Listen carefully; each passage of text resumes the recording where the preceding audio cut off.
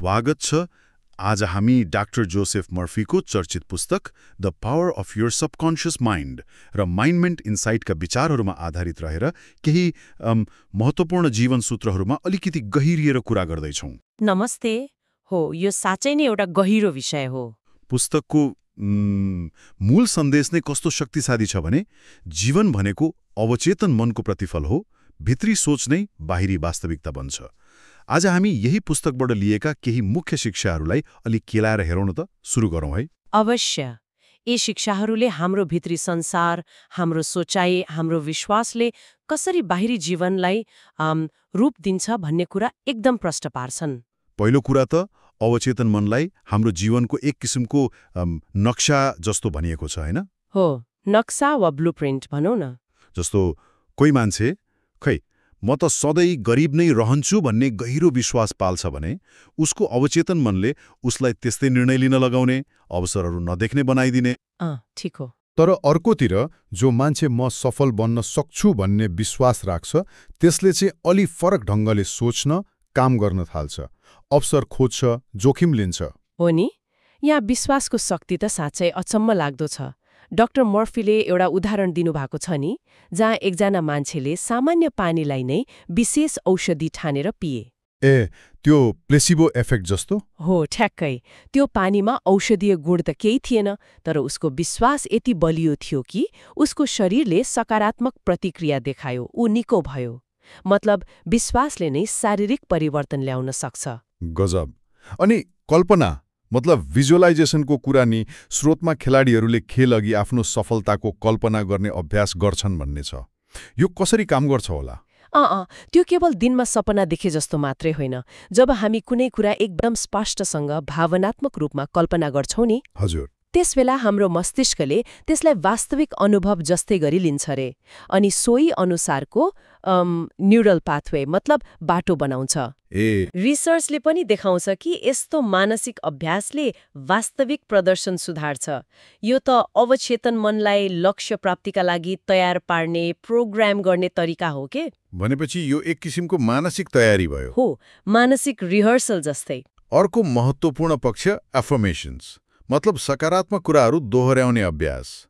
स्रोतमा एकजना बिरामी महिलाको उदाहरण छ जसले म स्वस्थ छु, मेरो शरीर शक्तिशाली छ भनेर निरन्तर मनन गर्दा उनको स्वास्थ्यमा साँच्चै सुधार आएको थियो रे। यो दोहोर्याइले कसरी काम गर्छ भन्ने कुरा पनि रोचक छ। कसरी? हाम्रो अवचेतन मनले वास्तवमा पुनरावृत्तिबाट सिक्छ।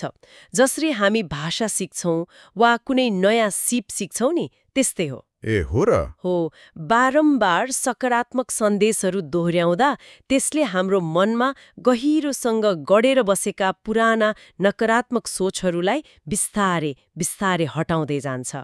एफर्मेशन्सले अवचेतन मनलाई नयाँ सकारात्मक ढाँचामा ढाल्न मद्दत गर्छ। तर यी सबै अभ्यास गर्दा गर्दै पनि धेरै मान्छेलाई डरले सताउँछ नि। डर एउटा ठूलो बाधा बन्छ। स्रोतमा पनि परीक्षामा फेल हुन्छु कि भन्ने डरले एकजना विद्यार्थीको दिमाग पुरै खाली भएको उदाहरण छ। डर यो त एकदमै आम समस्या हो। यसलाई कसरी हेर्ने त? डर भनेको प्राय विगतका नराम्रा अनुभव वा अरूबाट सिकेका कुरामा आधारित एउटा भावनात्मक प्रतिक्रिया हो।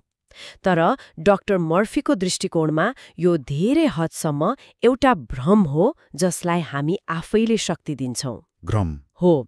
जब त्यो विद्यार्थीले आफ्नो सोच बदल्यो, होइन मैले राम्रो तयारी गरेको छु, म सफल हुन्छु भन्ने सोच बनायो, उसले त्यो डरमाथि विजय हासिल गर्यो। भनेपछि डरलाई चिन्नु पर्यो पहिले? अनि त्यसलाई सचेत रूपमा सकारात्मक, विश्वासपूर्ण विचारले प्रतिस्थापन गर्नु नै यसबाट पार पाउने तरिका हो।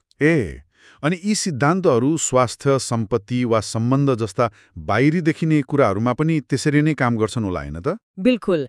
यी सिद्धान्तहरू जीवनको हरेक क्षेत्रमा उत्तिकै लागू हुन्छन्। स्वास्थ्यकै कुरा गरौँ न, डाक्टरले अब 6 महिना मात्रै बाँच्छ भन्दा त्यही कुरा पत्याएर कमजोर बन्ने मान्छे पनि छन्। अनि अर्कोतिर होइन म लड्छु, म निको हुन्छु भन्ने दृढ विश्वास राखेर साँच्चै स्वास्थ्य लाभ गर्नेहरू पनि छन्।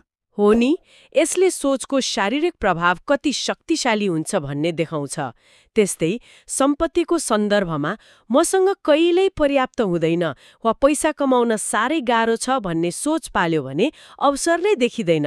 तर म समृद्धि आकर्षित गर्न सक्छु भन्ने विश्वास राख्यो भने हो, त्यही विश्वासले नयाँ सम्भावनाका ढोका खोल्छ। मान्छेले फरक तरिकाले सोच्न र काम गर्न थाल्छ। अनि सम्बन्धमा नि स्रोतमा श्रीमानले श्रीमतीबारे आफ्नो सोच बदलेर सकारात्मक कुरामा ध्यान दिँदा सम्बन्ध सुध्रिएको उदाहरण पनि छ। नि हामी अरूमा जे खोज्छौं, जे अपेक्षा गर्छौं, त्यसले हाम्रो व्यवहारलाई प्रभाव पार्छ अनि हाम्रो व्यवहारले फेरि उनीहरूको प्रतिक्रियालाई। यो एउटा चक्र जस्तै हो। कुरा त गहिरो छ।